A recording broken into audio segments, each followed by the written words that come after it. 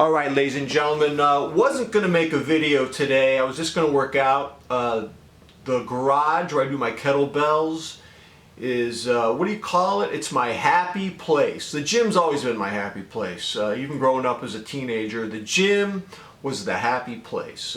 Life is chaos.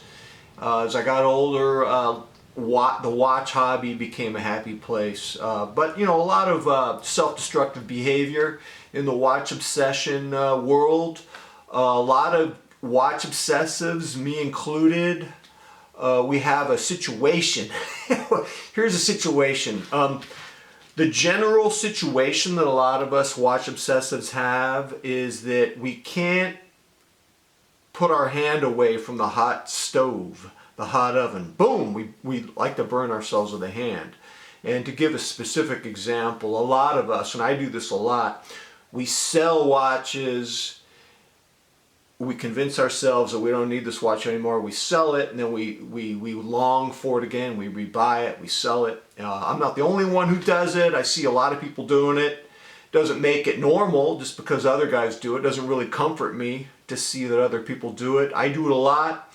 There are probably 6 to 10 watches that I've owned that I no longer own that I would love to have again.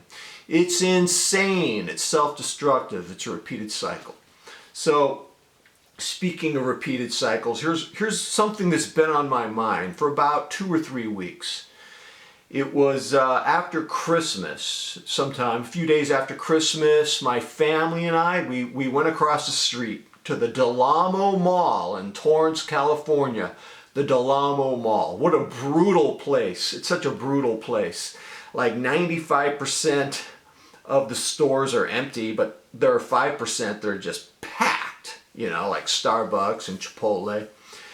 But it's the empty places. You walk past those empty stores and you can see those young people who work there. They're just so bored and they're just so lonely, and it's soul crushing to go to the mall and see that. So I'm at the mall, and I'm not going to use a real name here because I don't want to shame this person. This person was a decent human being. I have zero interest in shaming this person. We're at the mall, the Amo Mall, and my wife and children, they have these Starbucks gift cards. They want to buy a bunch of snacks. Yes, snacks. And I had zero interest in having a snack or even any. I'd already had 3 cups of coffee that day. So I sat down at a nearby table at the crowded Starbucks area. And my wife and children were in line for like 20 minutes. And I met this dude, and I'm not going to use his real name. I'm going to call him Jesse. And Jesse was doing illustrations in his little journal, and he was a really nice guy. Jesse was about 35 years old. He was about 100 pounds overweight. He was close to 300 pounds. And we started talking. Yeah, believe it or not, when I get out of the cave, I can actually talk to people. So I'm talking to Jesse, and we got to talking about health, nutrition, body weight management, and he said something that shocked me. I mean, I barely knew him, and he said, yeah, I would like to lose weight, but my wife makes me fat.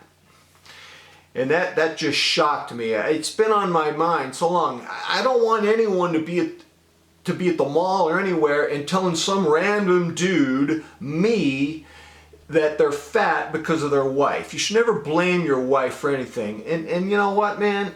The guy was decent too. He was a nice guy. And he told me his wife drags him to the mall every weekend and she wastes all their money. And she makes them all these fattening dishes, you know, with carbohydrates, a lot of rice, beans, tortillas, and cheeses, and lard. And it sounded delicious, actually, but, you know, he's blaming his wife for being fat. And here's what I would tell him. You need to have a talk with your wife, man. And you need to tell her about 4 or 5 things. Here's the first thing you got to tell her, man. Look, man, we're going to the mall. We're getting fat together. We're spending our money on stuff we don't need. Our marriage is in a state of stagnation. Stagnation is when you and your wife aren't growing together anymore. And you know, that's easier said than done to grow with your wife. You know, I was a best man at a wedding in Denver, Colorado in 2002. and I was talking to the priest, and he shared with me the fact that his brother was getting a divorce, and the priest said something to me that I'll never forget. He said, you know, my brother and his soon-to-be ex-wife, they're nice people. They didn't do anything wrong. The reason why they're getting divorced is they never grew together. They were in a state of stagnation. And I see this with Jesse and his wife. I think they're in just some recurring cycle. I think things have gotten stagnant, and that reminds me of number 2. I don't think a marriage can thrive if you guys settle for mediocrity. I think mediocrity is gonna hurt your self-esteem if you guys settle for it. You guys might be able to settle for mediocrity and have a certain amount of self-complacent self-acceptance, but deep down, I think you're gonna be hurt inside. So mediocrity is bad. Number 3, here's the thing about Jesse. Jesse, you're sitting there and you have dreams of being an illustrator and making t-shirts, and yet you're working as a machinist, and you're in a state of inertia. And inertia, to turn something around, takes a lot of time. Time is urgent. I don't see any urgency in your sense of time. Time is so urgent for you and your wife. And that brings me to my next point. Don't blame your wife for being fat. You know what, man? Being married is tough for a lot of reasons. I mean, when it comes to weight control, a lot of things we do are determined by our environment. And if you're married and you've got family interactions, there's going to be food. I get that. But here's what you got to tell your wife. Instead of blaming her, you got to have frank discussions with her. Here's what you got to tell your wife. You got to tell her, look, I'm 35 years old. I'm 300 pounds. I'm so heavy. I have sore knees. I have sore ankles. I have a sore lower back. I have high blood pressure, I have high cholesterol, I have high triglycerides. There's a good chance I only got like 15 years left before I die. Wife, I don't know what his wife's name is. Wife, do you want me to live to 50 or 80? What's it going to be? I mean, we can still have these delicious meals, but can we just have them once a week? You got to have these frank discussions.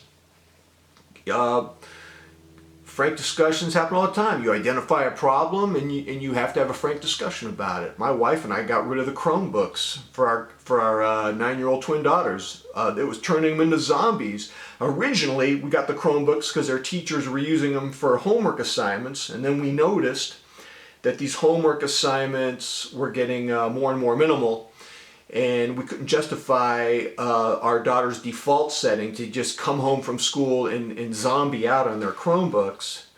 And what I'm proud of my daughters, because we got rid of the Chromebooks, and they adapted quickly. They're doing different stuff to entertain themselves, more creative stuff, and they're not as zombied out.